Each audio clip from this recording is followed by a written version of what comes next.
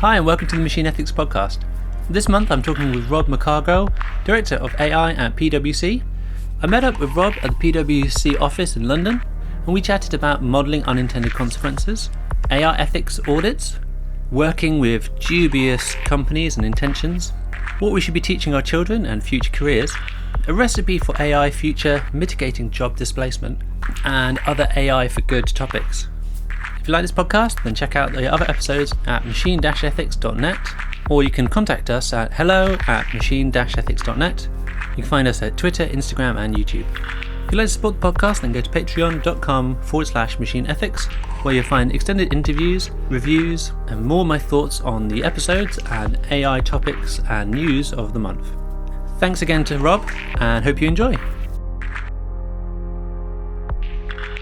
Hi Rob, thanks for joining me on the podcast. Thank you for having me.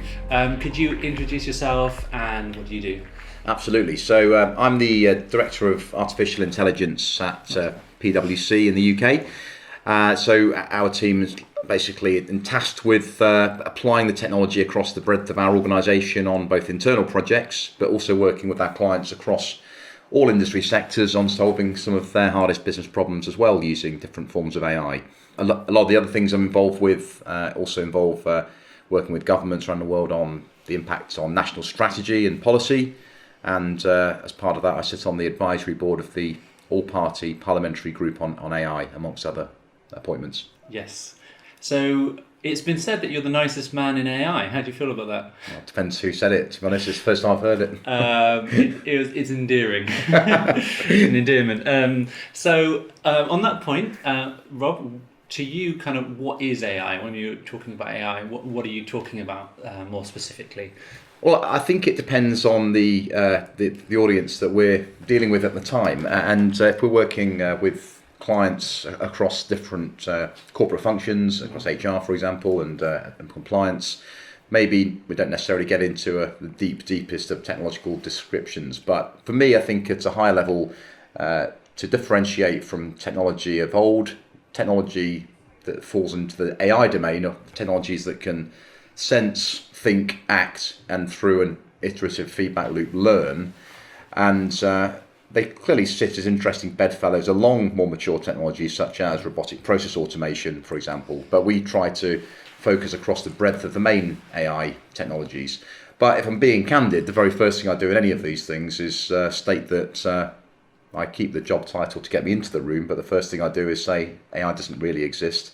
We have this assembly of really interesting technologies that underpin it, from machine learning and deep learning to natural language processing and generation and other techniques that make up this AI family. Yeah. So the AI of the kind of science fiction doesn't exist necessarily, but you've got this kind of suite of things which go under that banner at the moment. Indeed. Yeah. Great. And we were talking briefly before, but kind of how does PwC fit in with this? How they're talking about AI and what they're doing in AI, I guess, as well. Well, I think where we're at now is we've seen amazing breakthroughs of technology in consumer use cases, in use cases of fascinating utility, but not necessarily huge amounts of consequence on people's lives. So there's fantastic things being served up through maps or movie recommendation engines and all sorts of e-commerce types of applications. I think where we're starting to see businesses in, for example, heavily regulated industries, healthcare, financial services, banking, insurance, etc., criminal justice, starting to wrestle with this technology, realizing that this has a profound impact on their business. They have to get moving on, starting to embrace and adopt. But by doing so, this opens up this whole cupboard of new risks, which I'm sure we'll get into over the course of the conversation today. So for us, I think because we're already working with just about every organisation across the land in some capacity, either auditing or advising them in some capacity, we're often on site there as the trusted advisor to help debunk some of the mythology, provide the right level of comfort and confidence around the tech, and allow them to get started and start moving at pace with the innovation offered by AI. So I see you a lot at these sorts of conversations, like you mentioned, the kind of what happens when you have these sorts of technologies in those places, in healthcare, in the justice system. Are there some like top level? I mean, obviously this is the machine ethics podcast, and we talk a lot about these sorts of things. Is there some of the things which you're keen on, like things that you are interested in talking about in terms of those sorts of ethical issues? Yeah, I mean, I think I'll be more led by the the explosion in these events that I get the privilege to go and speak at, and I think, judging by the Q&A after them, the two areas that seem to elicit by some considerable distance the most interest and the most inquiry, first of all, I think, is around the impact on the workforce through automation, through human-machine interaction, and through the whole education, skills, and future-proofing of careers. Yeah. I think that's one big category that always creates a huge amount of interest. And then anything else that falls into that AI ethics bucket is again of significant interest, and that's, for me, is a fascinating area. And as we start seeing this starting to scale in these use cases of significant consequence, this brings a whole level of interest across the breadth of different corporate functions to make sure that people are fully conversant with the implications on their business. Yeah, so you think it's really important that those business leaders are appreciate the technology, and they might not have a low level understanding, but if they're going to apply it, then they better well know what they're applying, basically. Yeah, this is now an absolute necessity rather than a nice to have. This is a fundamental prerequisite for a executive C-suite member of a board, for example, because these specific use cases will more often not rear their head in their departments. And I think the one that I found very interesting to look at and make sure that we're clearly focused on are some of the HR applications. You and I monitor this in the press and the media quite a bit around keeping up to date on what's happening, and the ones that seem to constantly rear their heads on social media, where we first met, I think, are those sort of ones around recruitment through human performance type of monitoring systems, and as a consequence, people like HR directors absolutely have to get to grips with this technology, and quickly. Yeah, or and there's some stories there of how that's been negative or like done, not necessarily really badly, but like in a kind of good and evil sort of way, but like dubiously, something that maybe we don't want to promote as a thing.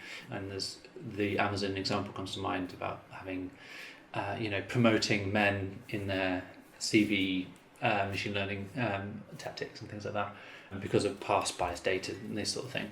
So it's really about getting around that sort of misunderstanding, maybe not like malicious use, but like stupidity in these high stakes arenas. I'm a big believer that the substantial majority of people configuring and deploying these systems are coming in with the best of intentions, with good values more often than not. But I think we see where they don't always work out well. They don't always lead to the best outcomes. They often can lead to amplification of bias and discrimination, for example, and typically affecting vulnerable groups of stakeholders or customers. It's often because there's not been the right mixture of people in the room to provide the right level of challenge. And I think on the one hand, we are very well aware that there's a substantial issue around the homogeneity of the workforce. It's very well noted that it's extremely white and male, which there's a lot of great corporate initiatives, including some of ours, to try to address that imbalance. But I think I'm also looking at the disciplinary homogeneity as well, and it's absolutely critical to have the right people in the room to give that level of challenge and that go-no-go power of veto. And for example, when we're ever configuring a specific use case in our team, we'll always make sure we have the right subject matter experts in the room. And even beyond that, in fact, I've been talking about ethics in AI in business for quite a number of years now, and I thought I'd better actually take some action on this. In fact, we've just hired our first AI ethicist to the team a few months ago. Cool. Who we know, with the level of rigour we face as an organisation and scrutiny, we know that we're confident that we meet the highest standards around data security and privacy, around regulatory compliance, around the whole issues of risk and quality. But specifically with regards to ethics, that need to now think through not just secondary but tertiary unintended consequences is now critical. That giving people that power and freedom to explore, investigate, model, and challenge, I think it is something really, really valuable now, and that's given us that interesting new type of job. People keep talking about the jobs of the future. Well, we've just created a new one for our organisation to prove it's going to happen. Yeah, well, that's great. What's their kind of remit? Is it kind of like futurizing, or is it more like philosophy, or it can mean lots of things to different people? Yeah, let's try to land it in the real life world of what's expected. Produce. Exactly. That's what I mean. Yeah, let me try and land it in with the kind of reality of what's happening on the ground. I mean, clearly we have the opportunity to meet up at these fora, meet the world-class academics and philosophers and ethicists working on this, and it's fascinating. I've learned a lot in recent years. But if you're sitting there in business making rapid decisions to drive profit or to reduce cost or future-proof the organisation, there's maybe not the same minutiae of deliberation that happens.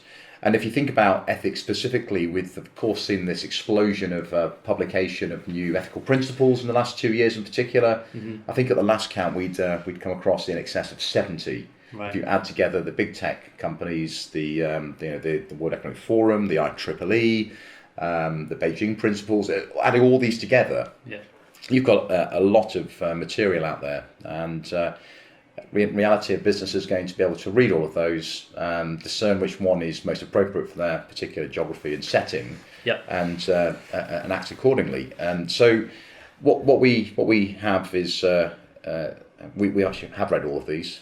We've got a whole team on it and went through with a fine tooth comb and built effectively a traceability matrix. So what we can now be able to say to clients through what we call our responsible AI approach is, okay, we feel that we've put the right governance in place around the project. It's had the right approach in terms of identification and debiasing of data sets prior to training. We're confident that it's appropriately scrutinised from a security and privacy perspective. And for this particular use case, it's got the appropriate level of interpretability and explainability. Now, moving beyond that, we can say it's got this relatively clean bill of health with some caveats to give you the confidence to move forward. Now there's a conscious decision to make as a leadership team running these projects to say, what do we optimize this solution for? Is it to maximize profit and performance? Is there a trade-off to be made that allows you to drive even further transparency into the system? And do you want to then optimize for fairness? And the fairness debate is fascinating. I think even more fascinating than ethics. There was a piece of work, and maybe Soph could share the link so you can share with your readers. Sure. We did a piece on this, and we found that fairness is something that's constantly raised in all of these ethical principle documents. And the very high level ones are all very laudable, and they say, AI should be benevolent, it should be good for humanity, it should be transparent, it should be fair and equitable, etc., etc. Yes, But when you get into fairness, there's in excess of 20 mathematical definitions of fairness. So if you then just take that and say, well, who's it fair to? You can't be fair universally to every single person in society. Therefore, do you have to define who it's fair to? So when you get into those sort of conversations, you can really make sure that the projects are proceeding with that level of rigour of conversation, certainty, buy-in, and a conscious choice around what the project is optimised to do. And they're the sort of things that our own ethicists will have the ability to shape and steer those conversations for our own projects and our clients that we work with. The fairness thing is really interesting. I think that's part of the ethical conversation, because like the morality of an individual, like what is fairness to you, and what are we actually talking about when we say fairness, is a really interesting point. If a company came to you and went, oh, this is all great, but we're actually trying to optimize for the outcome, the monetary return, and actually maybe fairness is not higher on our agenda, what sorts of conversations do you have there? It's quite difficult. I mean, I don't think we've had them like that yet. Okay, but I think it's an interesting question to raise hypothetically as the market becomes more sophisticated. I think there's two things there. I think that there may well get to the point where there's certain use cases and applications that it's simply not appropriate to go near. There's certain industries that might be more difficult than others to work with. But I think we also have to respect the fact that to attract the very best talent, the best talent want to be applying their skills to the appropriate use cases, and with that in mind, giving people the right to not have to partake in certain projects is something I think we have to get entirely comfortable with. Yeah. So, and we've seen this, haven't we, in the last year with outbreaks of employee activism, which I think is something mature organisations need to take into account around what they want to be aligned with doing. Yeah, and it's I mean, for me, it's laudable that people are taking these sorts of actions in the face of things which go against their principles, their internal.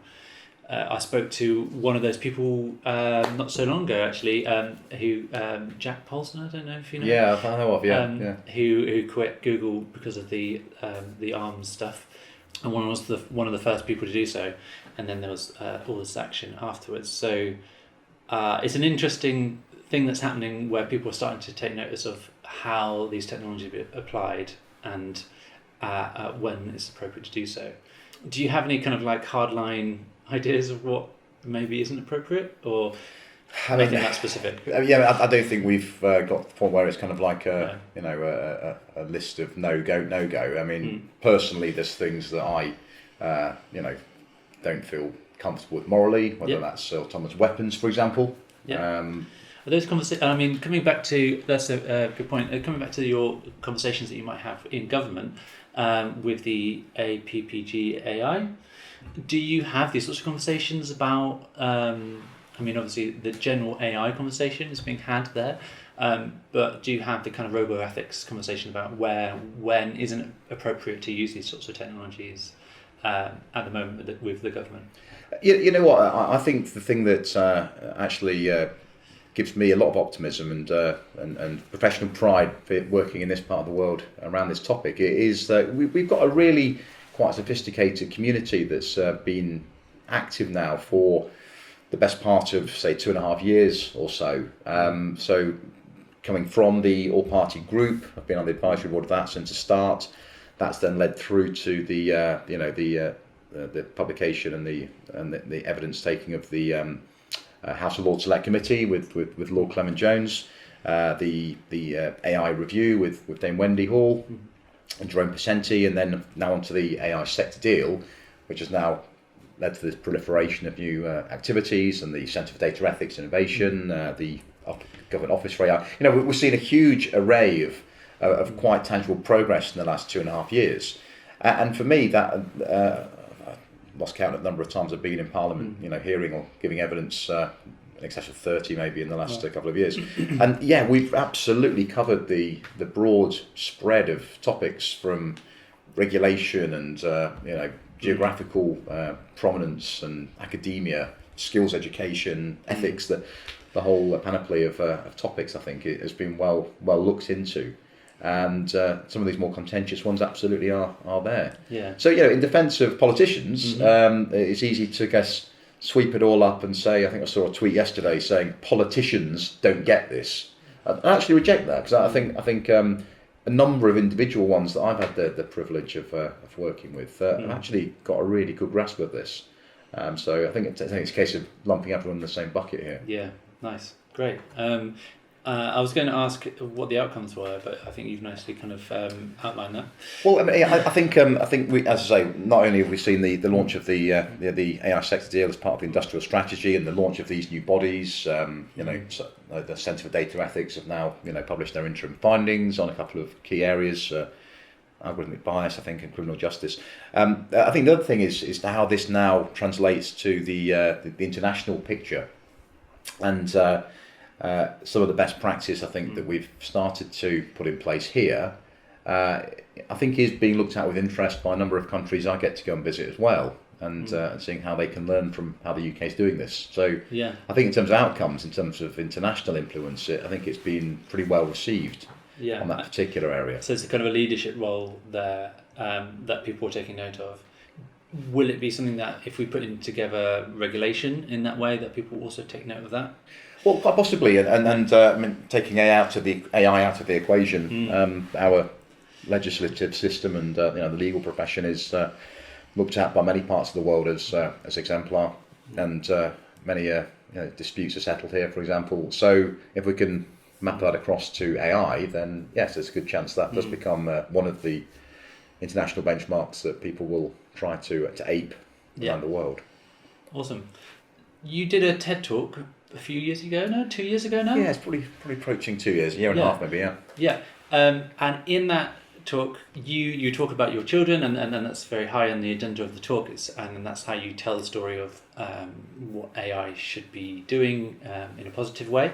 And you kind of glossed over this question, but what is it that we should be teaching our children going forward in this for the future? Yeah, I'm conscious that I didn't dispense specific tangible advice at the end of that. Yeah. I guess we only have like 17 or 18 minutes to shoehorn it all in, and the time flew on that talk actually. But I think about it a huge amount, and I think the thing I'm settling on is watching my kids now grow up, and the 9 and 8 and 3 now. It is. There's so many of these reports we see dropping on a often weekly, monthly basis. There's going to be an explosion in the growth of in the need for data scientists or engineers. Yeah. Get more people coding and programming. We're going to see exponential growth in this for a while yet. Although forget all that, we need to now focus on the liberal arts and soft skills and get people focused on cognitive flexibility and emotional intelligence, because the machines can't ape that. And there's plenty of arguments on both sides of the equation. I think what I'm increasingly getting to the point of is just ensuring that they have an absolute joy of learning, full stop, whatever it is. To a certain extent, it doesn't matter. I think maybe there are some core skills that are always useful, and whether it's literacy and numeracy, of course, we tend to debate that call. But the whole point of this is that the format and the assembly of careers in the future is going to radically change. We have done some research around that, which I can talk about. But whether it's X% of jobs that change, or a Y%, I think we can be certain that people's career paths are going to look very different. And one of the key requirements is not just education, but this whole concept of learning how to learn. And you're only going to want to continue to learn how to learn if you love learning. Yeah. And being able to very comfortably pivot and adapt and change course at the drop of a hat, I think is just going to be part of the course for the workforce in the future. So to a certain extent, I'm not being prescriptive by trying to force them down a path. I'm just trying to invigorate and celebrate anything that they seem to thrive off that particular month, and I'm not trying to sort of force them down a certain path, because I think anyone that gives a very firm forecast about what's going to be in high demand in 10, 20, 15 years time, I think they're smarter people than me. Right. Okay. Come on. We'll do a bet on it. And just... Well, I mean, the throwaway line I use is simply that we know that AI and some of these techniques they do struggle with British sarcasm. Aha. So nice. People that can help, and genuinely, there's another study I think, by another organisation I think looked at this, that sort of the AI explainer role, how to embed and imbue technology with common sense and real world interpretation. Yeah. So it gets it. And it all falls down when you're faced with the kind of like hard English flat comedy. Exactly right. Yeah. I'm not sure what they're talking about. Great. So we're okay for now. Anyway. I think so. Yeah. I've got a way to go. Yeah. So you talked briefly about the workforce and that sort of thing in this conversation we're having about maybe how that's going to change in the future, given the educational piece. Is there like a stark headline that you see there, or is it just kind of like over the last couple of tens of years, there's jobs that have never been known before. Like I used to be a web designer, that wasn't a thing, 30 years ago, and data science wasn't a thing more than 10 years ago. So we get these new jobs or new labels maybe on jobs. Is there some new jobs that are going to come in and everything's going to be fine, or is there going to be this kind of precipice maybe that and that's normally the news angle that is getting the attention? Yeah, I mean, I'll start with the stark headlines and then walk back a bit and get into the nuance, which the headlines never cater for, do they? Yeah, indeed. So the headlines, I think, if you look at the most stark headlines around this, probably the most influential report around this was the Frey Osborne guys at Oxford University, who posited that 47% of jobs could be disrupted and removed from the workforce in the 2035 time horizon. The OECD's own figures suggest it could be a lot lower, I'd say 14%. The PwC analysis we launched last year suggests we split the difference a bit and think it's about 30% of existing jobs. Yeah. Now, there's so many caveats to this, of course. First of all, significant variance across gender, sector, educational attainment, geography, to start with. Then you're looking at the other side of the equation, which is around what AI, we believe, does in terms of driving the economy. So another study we launched, which was incorporated into the government's industrial strategy, was looking at the economic impact of AI. So we did a global study and broke that down by the UK, which suggests that AI, through first of all driving productivity growth, but also through driving down the costs of goods and services and hyper-personalising those services, sees this consumption boost as well. So the headline figure there was we felt that by 2030 AI could add an additional $15.7 trillion US dollars to the world economy in that time frame. In the UK, we think it adds about 10% to GDP by 2030. So if you have this fairly substantial economic boost as well that feeds through, we think that as it drives down the costs of goods and services, it also drives up labour demand. So whilst you see certain roles dissembling and reaggregating together with a new collection of different tasks, and then driven by this economic growth, this new category of job potentially starts coming through. So we think that if that happens and you see profound adaptations to the education system, and you see employers, for example, and different institutions hardwiring this lifelong learning approach into people throughout their career, not just at the start of their educational cycle, we think we could mitigate and in fact neutralise job displacement with job creation. There's many people that poo-poo that. They think that it's going to be much more apocalyptic than that, or it's not going to happen, it'll be the same as previous revolutions. But there's so many caveats in that, and there's not much time on our side to start making those generational changes. So overall, it's kind of like this possibility of moderate optimism about this, at the same time as potentially improving work, removing drudgery, removing risk and danger from jobs, the reassembly of highly cognitive tasks, and just making work good for larger numbers of people. Hey, this can be debated all day long. I think where we get to also is this other interesting debate around the shape of jobs in the future, about where they're housed in the economy. And something that we had some fun doing last year was creating what we felt were 4 distinct worlds of work. In fact, we've got a quiz, you'd like to share it with you guys as well. Could you see corporates growing in strength so they have effectively bigger GDP than many small and mid-sized countries? Do you see this massive disaggregation of corporates into a platform economy where the entire employee base is on a contingent workforce basis, 0-hour contracts effectively? Do you see companies pushing much more into societal good and focused on purpose and environmental contribution?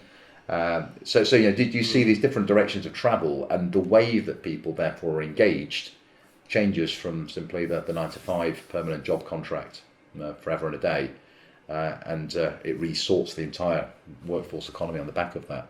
So huge topics up for debate around this, and and the people that attempt to be too precise to put a finer point on it, I think sometimes don't always listen to the prevailing disagreement on the other side of the fence. And I simply say, I think increasingly over time I've decided to become far less specific with my future gazing and simply boil it down to substantial change is going to come. It might not happen next year, but big change will come, because big change has always come off the back of industrial revolutions. And we have a conscious decision about how we protect people in that process. And that is both the responsibility of governments, of employers, and to an extent individuals as well, to be prepared and upskilled and aware of this seismic shift that is likely to happen in the next 5, 10, 15 years or so.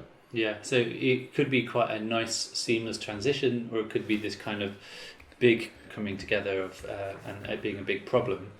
And it seems like you kind of have a good idea of how we can mitigate some of those things that you've looked at as being possible problems with. And you were saying the upskilling and life learning and the companies having more of a kind of societal view, and the government's doing some more in the education side of things. So it's almost like you feel like you have the answer there. Well, I mean, I've got an opinion that means that I don't get boxed into a corner too much, and someone's going to take me to task in 15 years' time. But I know many people on different sides of this fence. I'm carefully straddling. Don't know if you've had, for example, Callum Chase on the podcast. His view on this, of course, is a little different in terms of the possibility of significant technological unemployability. There's very interesting developments happening with the US presidential race at the moment, with Andrew Yang, the Democratic candidate, is running on a basis of universal basic income, the freedom dividend, I think he calls it in his campaign messaging. So that's interesting to see how that might come through. And I think there needs to be a lot more work and research around how do we ensure that the fruits of this technological revolution are shared equitably across the broadest cross-section of society. Yeah. I mean, there's a response that I have, which is a personal response to that, which is the disassembling of capitalism, right? Is that there is, you alluded to it earlier, that there are companies that will have more turnover than a small country. So in the face of that, let's say that I think that's a problem, and not everyone will agree with me there. But is there a sense that maybe we should do something about the infrastructure of how we run our societies, the commerce bit? I think change is absolutely necessary. How that comes about and to what is the exam question here. So there's a great guy who, if you've not spoken to, you should have on the podcast as well, John Havens, who is the executive director of the IEEE's AI ethics initiative. I've spoken to John actually. Yeah. John is great, and I'm on the industry committee of that. It's been a great coming together of people across the world to put those principles in place, and he's very much focused upon this whole beyond GDP initiative. That's been the stark measure of human progress for many a generation now, and appears to be ill-suited to where this now goes.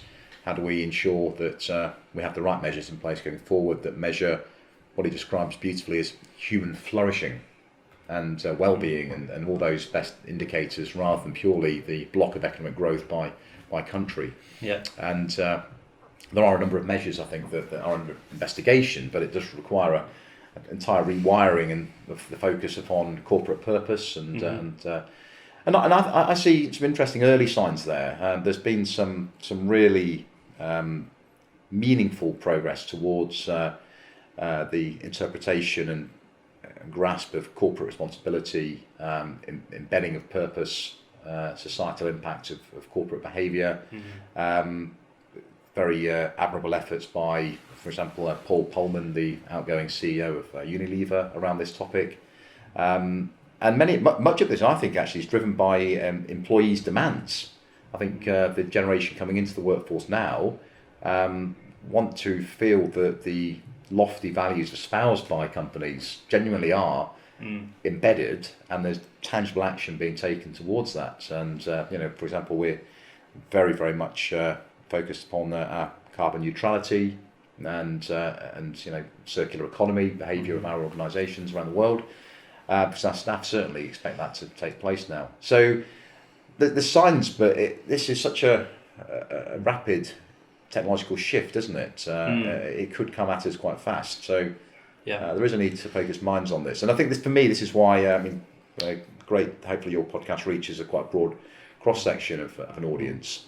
And for me, the opportunity to get this conversation out of the technology community, or these kind of niche, narrowly focused fora, into a mainstream conversation that is not just about frightening people with pictures of Terminator on the front pages of newspapers. Constantly. It's like a drinking game. Every time you see Terminator or something like that in the news, it's like, absolutely right, yeah.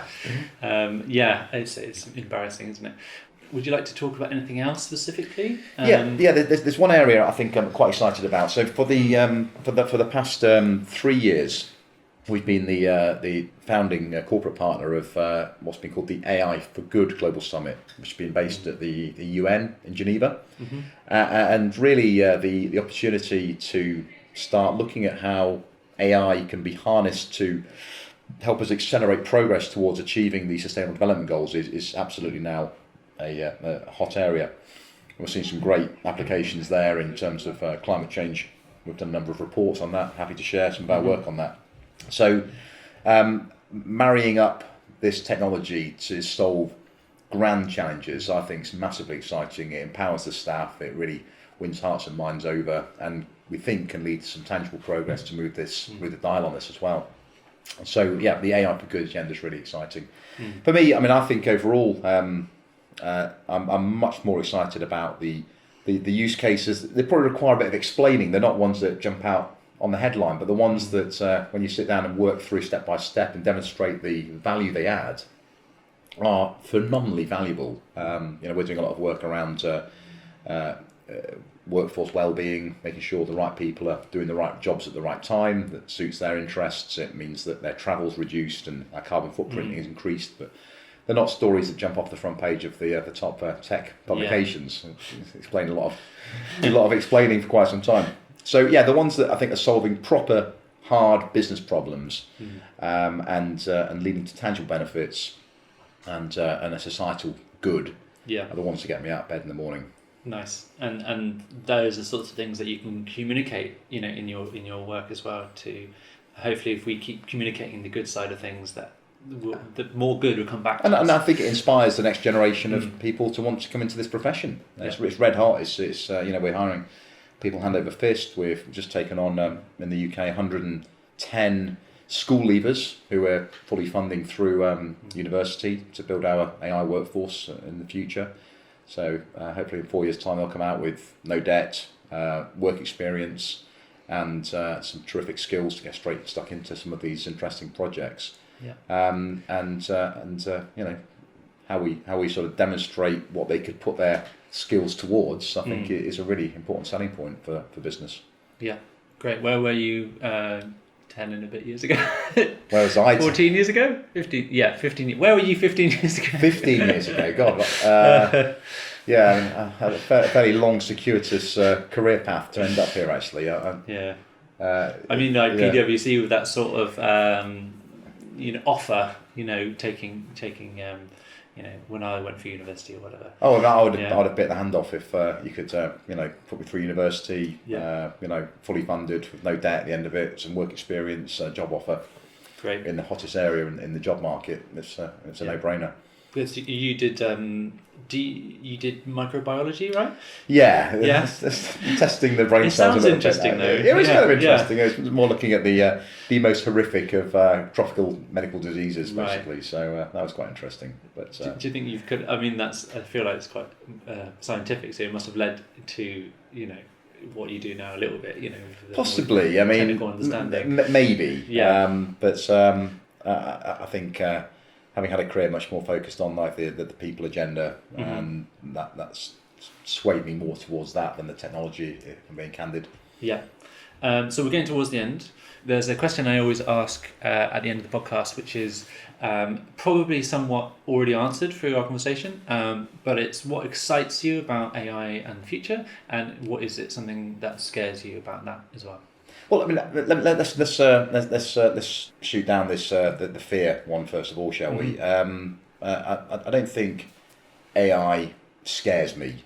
What I think is really important that we get our act together with at the moment is the appreciation that yes, there's some remarkably complicated long-range issues that some of the greatest minds are wrestling with regards to existential risk, the implications of artificial general intelligence and the singularity, and AI safety, and maintaining the issue on runaway intelligence. Brilliant, fascinating stuff I love reading about.